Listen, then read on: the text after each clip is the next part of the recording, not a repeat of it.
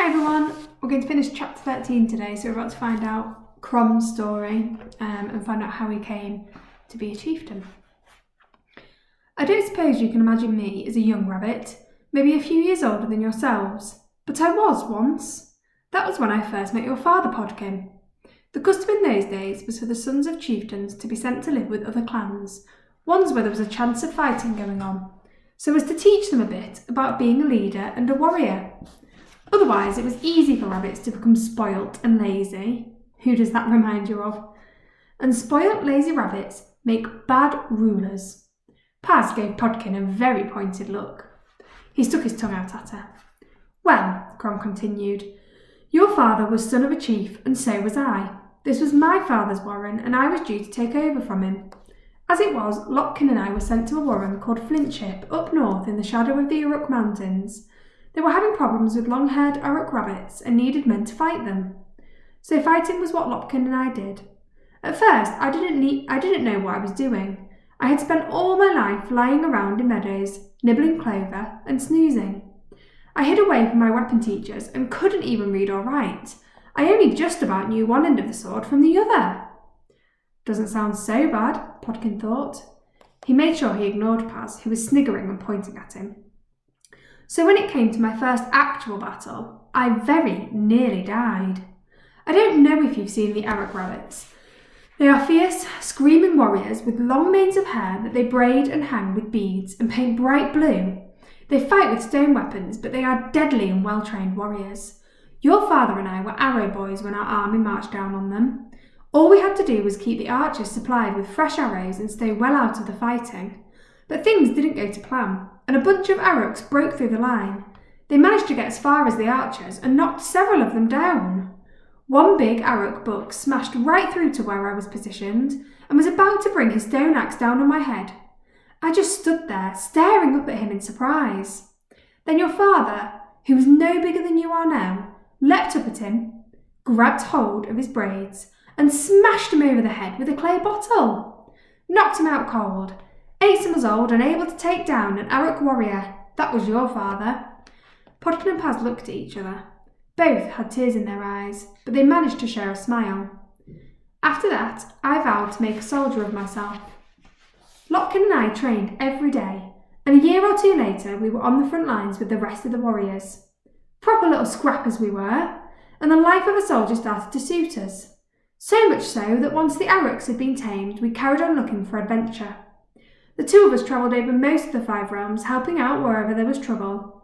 We were together every day for 5 or 6 years, and we saved each other's lives so many times that I lost count.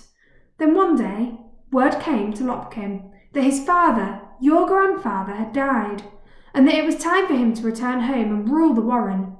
He was pleased to go, even though it was hard for us to say goodbye. I think, in his heart, he had finally grown tired of the warrior life. I hadn't, though. Far from it. I kept on travelling and fighting. I stopped by Mumbury once, just after Lopkin was married. Your mother was a fine rabbit, and he was happy. That was when he showed me the dagger, and told me about how it was one of the 12. I didn't stop for long, as there was more action to be had. Fighting the giant rabbits in Orstad, pushing back the cult of Cruach, the war god in Thrianta. Then one day, word came to me that my father had passed away, and it was time to come back to Dark Hollow and rule as he had. I thought long and hard about it, but in the end I refused. I knew what it would mean for the rabbits living here, but I just couldn't give up the life of a soldier. Being a chieftain, it just wasn't me. I thought the Dark Hollow rabbits would choose someone else, but instead they just moved on. Some to Incap Dell in the north, some to Stumphaven down south. Others headed off to Orstad, formed a warren of their own in the forest there. Last I heard. They always were a stubborn, superstitious lot. They'd rather start afresh somewhere new than carry on in a place they thought had run out of luck, and the warren was sat here empty ever since. The rabbits sat for a while thinking about Crom's story, listening to the crackle of the fire. They had heard about warrens being taken over by the Gorm, or being wiped out in some tribal war or another, but they had never imagined a whole tribe giving up and moving on. Maybe they had never been happy at Dark Hollow in the first place, or more likely, losing their chieftain had been seen as some kind of sign from the gods. Religion made rabbits do some very strange things sometimes. Finally, Podkin spoke up with another question. "What about your eyes, Crom? How did you go blind? If you don't mind me asking, that is." Crom made a noise that was a part sigh, part growl. Podkin thought he wasn't going to tell them, but then he spoke again. "That was 5 years or more ago, when the Gorm appeared up north. Some Warrens put together a party to go and scare them off, but we weren't prepared for them. Our spears just bounced off their armour, off those twisted monsters they ride. And there was something else. A witch rabbit. She rode a black rat and called down lightning from the sky. We charged on her, but she caught me full in the face with a bolt of thunder. Her magic took my sight, and I lay under a pile of bodies for days in some kind of trance. When I woke up, the Gorm were gone, marching on another poor warren somewhere. I crawled away, helpless as a baby. I could tell the land all around was burnt and blackened. It was poisoned and stank of iron and blood. Luckily, some rabbits fleeing the Gorm army found me. They took me with them and healed my wounds, but they couldn't do anything about my eyes. In the years since then, I've taught myself to fight again, how to use my other senses to get by. But I'll never be the warrior I once was. I used to wish that the Gorm witch had killed me, but now I'm glad to be alive. When you lose something as precious as your sight, you learn to appreciate everything else more." With the stories finished and Pook already snoring his little head off, the rest of the rabbits began to curl up in their cloaks to fall asleep. There were probably beds and blankets somewhere in the darkness of the empty warren, but rooting around to find them was too much effort. Podkin snuggled up with his back to Paz, enjoying the heat of the fire on his face and the scar of his missing ear. It was like being stroked softly to sleep by an old friend. His last sight before his eyes closed was of Crom sitting silently in the firelight. Podkin imagined him, as a young rabbit, standing next to his father, laughing and joking together all those years ago.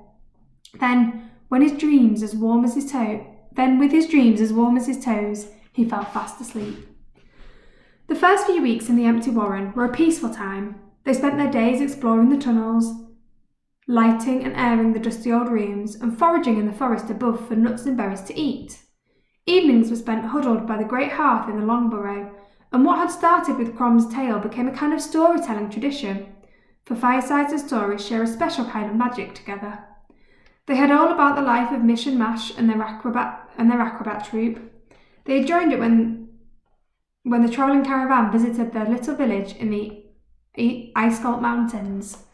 The dwarf rabbits there lived in warrens carved into the cliffs and were expert rock and tree climbers before they could walk.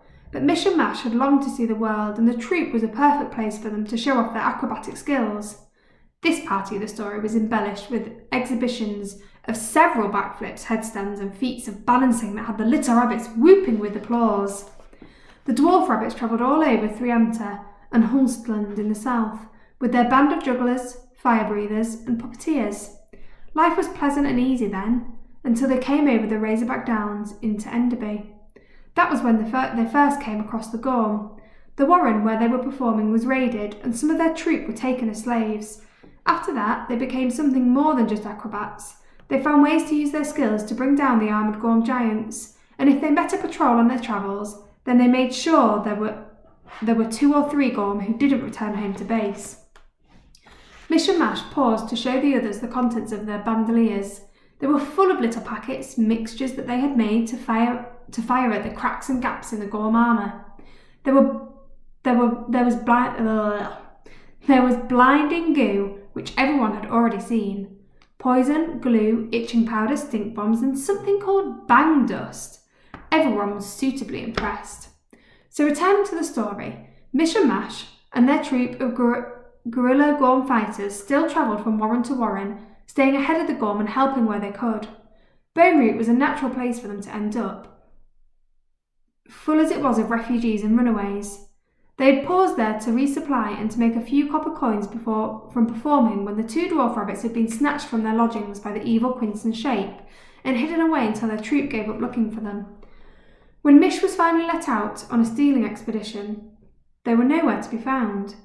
And the rest of the story everyone knew very well. Paz and Podkin took turns telling the tale of their epic escape from the Gorm and how Podkin lost his ear. After that, there were many more stories about life in Munbury Warren before everything went so horribly wrong. They talked about the midsummer parties at the Standing Stones, the time Paz pushed Podkin in the river, Grandmama Eves, waiting for the midwinter rabbit, games of hide and seek in the forest. At first, Podkin almost couldn't bear talking about happier times, knowing they were gone forever. But once he began to share his previous life with his new friends, it gave him a kind of comfort. Those memories were like precious, perfect jewels that he would treasure and keep with him forever. Dark Hollow Warren was bleak and empty, and buried in the forest, but it was also safe and secret, and by night, full of laughter and the crackle of firewood.